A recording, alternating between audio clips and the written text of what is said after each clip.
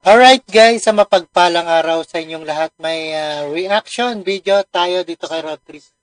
Bantay presyo tayo guys, bantay presyo sa mga mamimili pang Noche Buena. Marami pa rin inaasahan darami ngayong December 24. Alright, intro muna tayo guys.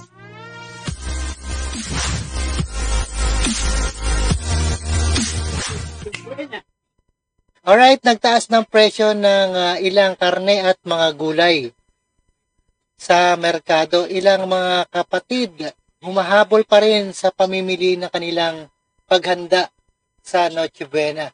Alright, panoorin po natin dito sa ating frontline. Taas presyo na rin po ang ilang karne at gulay sa merkado at may mga humahabol na rin naman ang pamili sa kanilang panghanda sa Noche Buena. Live mula sa Quezon City, nasa frontline ng balitang yan si Dave Abuel. Dave, dyan naman sa side mo sa mga grocery, kamusta ang presyo at kamusta rin ang dagsaan ng mga mamimili? Ruth, ilan sa pamilyang Pilipino ay sa umaga ng bisperas ng Pasko talaga namimili ng ihahanda nila sa Noche Buena. Pero may ilan tayong nakausap sa Balintawak Market kanina na ngayon pa lang ay namili na at ayaw nang makipagsiksikan sa mga palengke bukas. Oo, dapat ngayon pa lang bumili na. 2 araw bago ang Pasko, nasa Balintawak Market na sina Josie at dalawa niyang kapatid. Kaldereta, spaghetti at sopas daw ang ihahanda nila sa Noche Buena. Ngayong araw na sila namili ng pangsahog sa mga yan. Taas presyo sa pang Noche Buena ang sumalubong sa mga mamimili. Ang manok na dating 150 pesos per kilo noong Nobyembre, 180. Ayan, dating manok 150, ngayon 180 na to 190. Ang mahal, no? At baboy 260 at 320, 360. To 190 pesos na ngayon. Naglalaro naman sa 320 hanggang 360 pesos ang kada kilo ng baboy na 260 pesos lang daw noong Setyembre. Wala namang galaw sa presyo ng baka. 200 pesos per kilo ang balat at papaitan habang 380 pesos hanggang 480 pesos ang bulalo at laman. Wala ring pagtaas ng presyo ng ilang gulay tulad ng pechay. Alright, tumaas ang pechay bagyo, carrots, lettuce, broccoli, sibuyas, bawang, luya. Alright. Carrots, lettuce, broccoli, sibuyas, bawang at luya. Nagtaas naman ang presyo ng repolyo, pechay Tagalog at kamatis. Kung may nagtaas at walang galaw sa presyo, meron ding bumaba ang presyo gaya ng talong, ampalaya at okra dahil marami raw ang supply.